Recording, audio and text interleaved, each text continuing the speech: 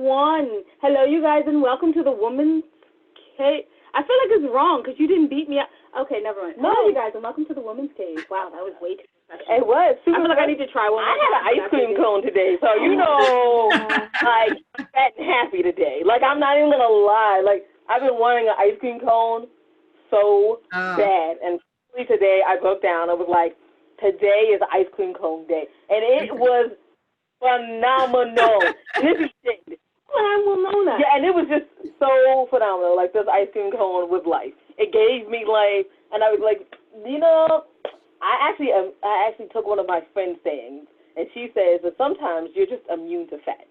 So I was eating ice cream, and I was like, I'm immune to fat today. So that's exciting. Second serving. I did, because I understand. I went back. We're not going to talk about how I got my ice cream cone. We're just going to talk about my ice cream cone. We have a soft serve ice cream machine. I know, at our house.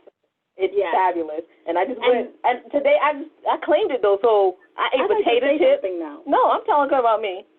Because, you know, I let you have the whole thing. I'm talking about my ice cream and potato chips. It was fabulous. Y'all, this is going to be a good day. Maybe I'm going to put a soda in, and then I'm going to have to take a really long walk. But it's cool, because today I'm immune to fat. Okay, yeah. I just wanted to say what happened with the ice cream machine is, like, it makes all the stuff. So I forgot and poured in my soda, and it makes, like, Slurpees. And then I poured in the ice cream mix. Completely forgot I poured it in yesterday. So it came out as a cherry vanilla cream soft serve ice cream cone. Dude, a waffle cone. That is so good. I was in this life being like, whoo, this is good. Wow, I'm immune to fat today. Wow. It was amazing. It was amazing how immune to fat I was today. Okay, let's talk about our book. I know. We're going to write something. So we have ice cream. We have to show the new And I Thought Being Grown Up Was Easy, because I changed the cover, y'all. There it is. Wow, I love it. And it's super festive. So that is available on audible.com, and so is And I Thought Divorce Was Bad with Other Life Lessons, which is over here. And then we have all the other. Both of those available on Audible. I said that right. Yeah, then we have all. Audible. I'm still in the ice cream haze, y'all. So we have all the other 15 books. Pop poetry. Wait. I got it. Our books are literary life guides that are pop poetry. With pop poetry. So we also have the 13 And I Thought series. There are 13 books in there. The Misfit Guide series, and then we have one of our only all poetry books is Only I Were Me, available on BarnesandNoble.com. And you can find out, and we have the 25 hottest indie authors, artists, and advocate magazine, and you can find out everything the ladies are doing on www.andwethought.com. Now I'm going to stop talking. So long today, but you guys really are not here to hear about us. At all, not at all. Yeah. You're here to hear about wonderful guys with a wonderful scarf on. Would you like to introduce yourself? Hi, I'm Jessica Faust. Let's see. I am the president and founder of Bookends Literary.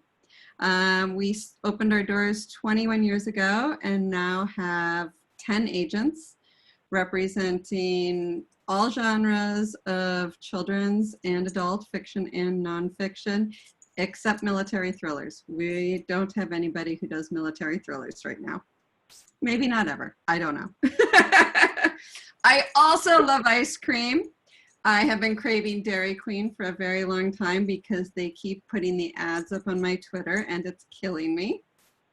I eat chocolate every single day. And I personally represent literary and upmarket fiction, mysteries, thrillers, suspense, women's fiction, and a bunch of different nonfiction. Sort of the nonfiction I represent tends towards my very personal interests. So. Oh, you killed one of my questions. My question number 3 was like, what do you represent? Well, how am I supposed to ask that now? I can make something up. We'll just be like, let's reiterate what you. Let's go back down on it. Yeah. Wow. That's 20 years. 21 Congratulations. Years. How did it start? Thank you. It started on a subway ride. I was working at Macmillan at the time as an editor, and I was on the subway home to Brooklyn. And I was thinking, no, I think I want to do something different. And I had this, I don't know, epiphany, subway epiphany, that maybe I should start. Originally, we started as book packagers, which book packagers tend to come up with the ideas, find the authors. If it's a heavy illustrated book, they find the illustrators. They put together the entire package, edit it and everything, and sell it to the publishers. So originally we started out that way, but within a year or so, we realized we were missing out on a lot of the things we loved most about our jobs. So we switched over and became full-time agents. So it was really just, I didn't even know a book packager existed. I mean, like, I was sharing about publishing, and then they're like, oh, yeah, I've seen it on publishing, so they come up with the idea, and then they find the author, and then they do everything, and it's exactly what the publishing house wants. But I was like, that can't happen often. But wow. Yeah, I mean, now they call them IP projects. But yeah, I mean, there's a lot of fiction that, you know, I think years back, Mary-Kate and Ashley had a series of books that were all done by a book packager. They put their name on it. The book packager does all the work. And, you know, sometimes if you see nonfiction that has a name brand on it, like maybe a Home Depot book or something, the book packager does all the work. They just license the company name to put on it. So. Okay, we are available for licensing. Yeah, you know what we want? We want two quirky girls to go ahead on and have, like, be on the book. We're available. We'll smile and everything. Like. Yes. Okay, so I really just want to ask a question, but I'm not sure if you. So a Hollywood packager and a book packager, how are they different? Or are they exactly? Book packager is a packager. I mean, you know, so basically they create the entire package. So rather than the publisher finding the illustrator or the author for a book, the book packager does all that work and they edit it. And then they sell it to the publisher. Publisher pays the book packager, and the book packager pays all the people that they had involved, the author and things like that. So sometimes they think projects will go through publishers, but let's say you have a long-running mystery series or a series where, you know, well, Carolyn Keene, who wrote Nancy Drew, those were actually written by a lot of different authors. I think they were managed by the publisher, but that might be a situation where the book packager is actually doing all the work and the publisher is then publishing them. Neat. I love that. Is super awesome. Yeah, you guys can do that for the And I Thought series. Yeah, Number 14, you need a package. We're welcome to it. So let's get on to, like, what you do now. No, I lied. I'm still staying in your past. Do you mind? You do what you want. I'm ready. I'm following your lead. Oh, that's never good. Two blind people. Okay. As long as I don't mess up my face when I fall in, I'm good. Anyway, moving on to Macmillan. So you were an editor at Macmillan. Yep. What was that like, going from being an editor, the person who's, like, going through and making sure everything is great, to being the person who's finding new talent? I actually always say that the most unsettling thing when I started as an agent was, you know, I thought I had these contacts. I'd been in publishing for 5 years. I'd worked for 2 or 3 different houses, and I set up shop and I opened my computer and I went to submit something and I thought, I know nobody in this business. And that was the scariest moment for me. I was like, I really don't know anything. The transition wasn't too bad. I was the kind of editor who always was an idea person. And I would come up with an idea for a book I wanted, and I would seek out the author for it, sometimes by calling agents, sometimes just by reading magazines and reaching out to authors directly. So that was something I always did. So it wasn't that different in that sense. I think the hardest thing was that I was switching sides from buying the projects from agents to becoming a salesperson. And then selling them. But there were things about being an editor that I didn't miss anymore. You know, I didn't miss all the meetings. I didn't miss, while I still do a lot of editorial work on books, I don't do nearly as much as editors do. And I like the editorial work I get to do, and I like when I'm done. I think everyone likes that part. I'm done. Yay! Yes, I think that's part that we celebrate the most.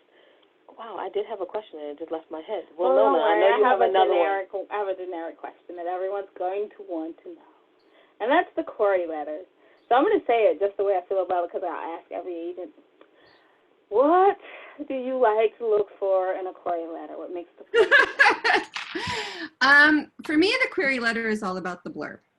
So, I mean, obviously a great title can, you know, grab my attention. Word count is important because it really just shows that, you know, a book that's way long in word count tends to show me that maybe it needs to be edited. A book that's too short gives me a sense that you haven't really built the whole story. So things like that. But I look at the query letter. Well, I have a lot of opinions about the query letter. I have a lot of opinions. But about the query letter, I think that it's the back cover copy of the book. So think about how you go to the bookstore and buy a book.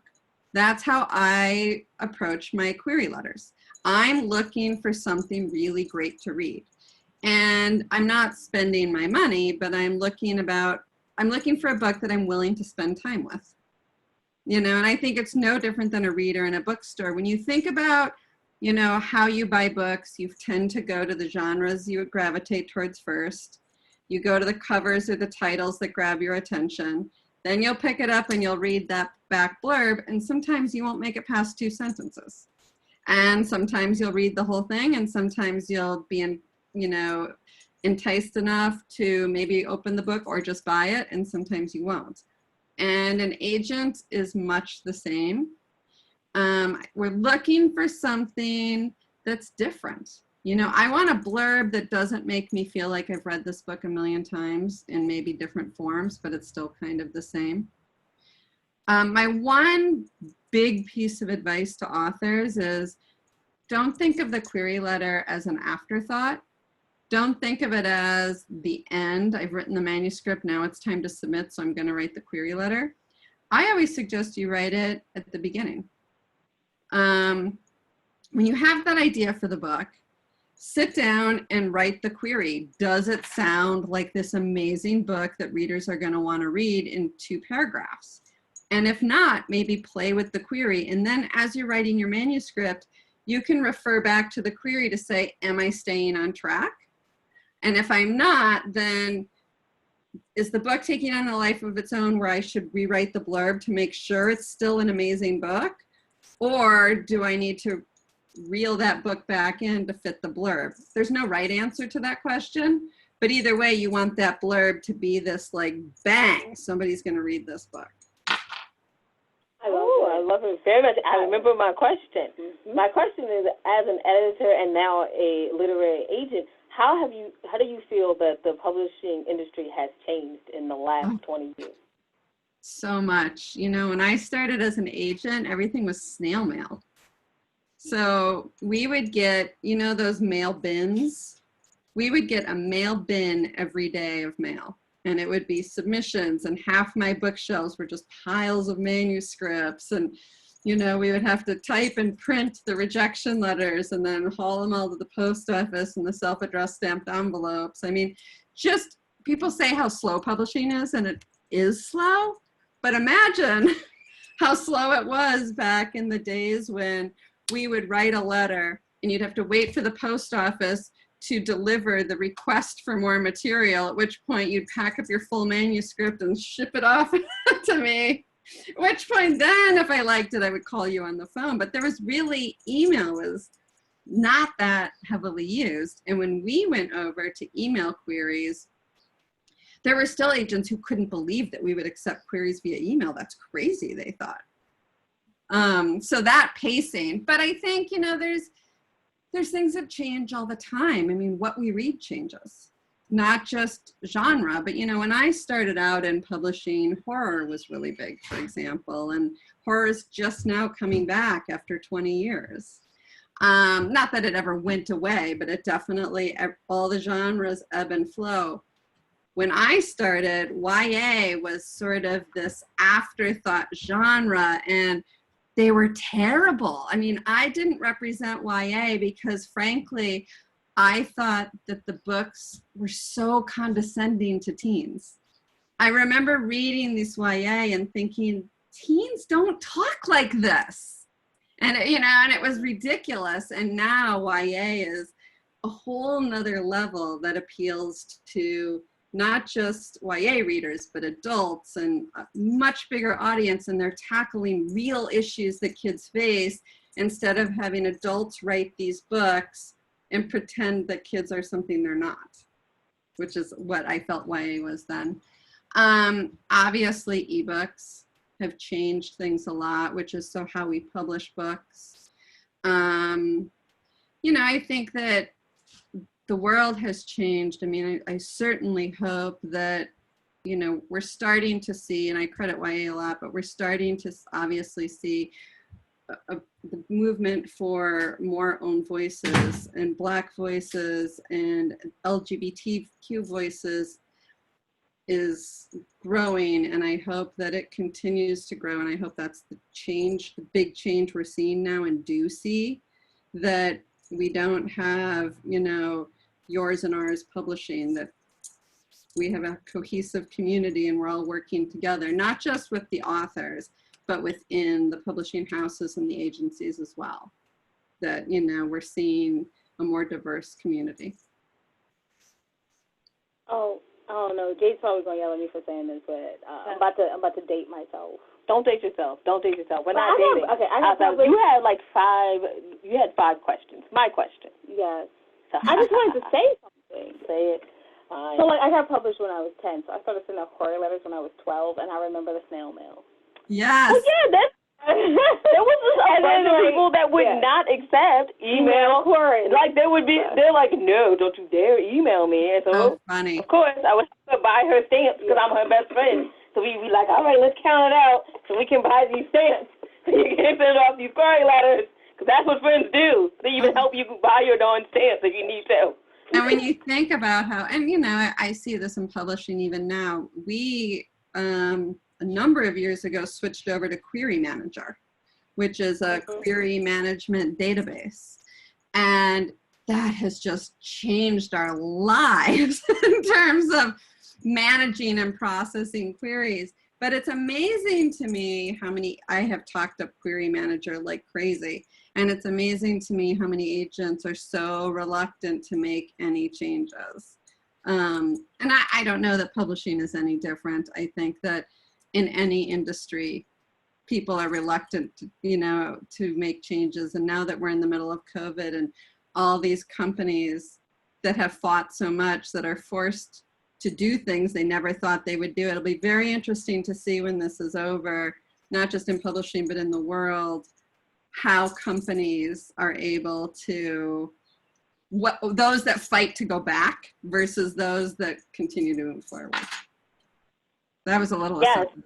Very interesting. You have a question. Yes, and then I have my last question that I always ask. So where can people find you, and what are you working on next? Yes, so our website is bookendsliterary.com. That is the best place to find us. We are also on YouTube, Bookends Literary. I am on Twitter, Bookends Jessica, and I'm on Instagram, JF Bookends. I should probably sync those better. Bookends is also on Instagram and Twitter. We have a company account. So we are on all those places. Those are the best places to find us. What am I working on? I just opened the box of this, South of the Buttonwood Tree by Heather Weber. So that is next to me right now. So I'm super excited about that. And that's coming out in a couple of weeks. I also have on submission right now a book entitled, I just went out with it last week, How to Talk to Your Kids About Race. And I'm very excited about that. So I'm working on a mix of fiction and nonfiction. And I'm working on growing Bookends. I am in the process of looking to hire a new agent. Made a call out very specifically to hire a person of color for the position.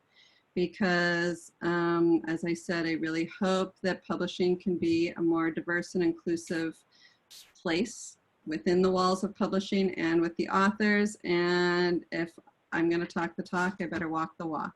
So I'm doing that here in Bookends. Right, and does that new person also need to represent military thrillers?